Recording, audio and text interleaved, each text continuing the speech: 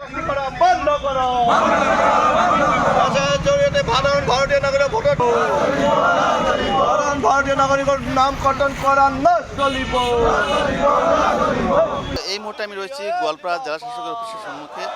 আজ দেখা যাচ্ছে গোয়ালপাড়া জেলা শাসকের অফিসের সম্মুখে সিপিআইএম দলে প্রতিবাদ সাব্যস্ত করেছে।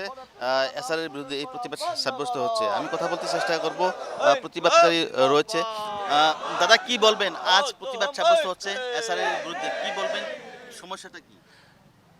বিজেপি দল সারা ভারত নির্বাচন কমিশনকে হাতে রেখে আপনার এসআরের নামে বহু মানুষের, সংখ্যালঘু মানুষের ভোট কাটার ওরা ব্যবস্থা করতেছে। আপনি দেখছেন বেঙ্গলে কি হয়েছে, বহুত মানুষ আত্মহত্যা করেছে। আসামে সেই অবস্থা করেছে ওরা। এইখানে যাবেন যে আগে আমরা ইলেকশন জেলা উপায়ুক্ত আমাদের মিটিং ডাকছিল, ওরা বলছিল যে যারা মৃত্যু হয়েছে নাম কাটা যাবে, যারা বিয়া হয়ে আসছে তার নাম উঠবে, যারা চলে গেছে তার নাম কাটা যাবে।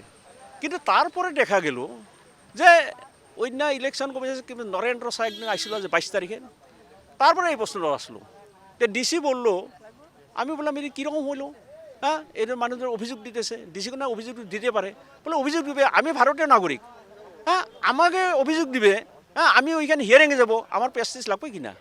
আর আমি একজন মানুষের কাছে একটা কেস দিব, থানায় কেস দিব, আমি তো প্রমাণ করতে হবে, ওইটা প্রমাণ না করে কেসটো রেজিস্টার হবে না। তো কীরকম এটা বলতেছে।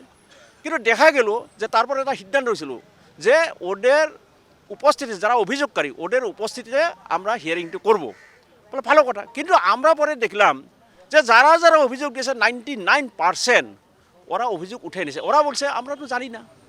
আর একটা ভুয়া অভিযোগ ডিসির কাছে আসলো, ওইটা সালিজারি হ্যাঁ দেখা লাগছিল, ওইটা না দেখিয়ে উনি নোটিশ সার্ভ করলো, এটা কেমন কথা। এসআরের মাধ্যমে সাধারণ ভোটারকে নির্যাতন চালাচ্ছে না? হ্যাঁ নির্যাতন, ওইটা মুখ্যমন্ত্রী বলছে, উনি তো বলতেছে যে আমরা মিয়াকে হারাস্তি করব,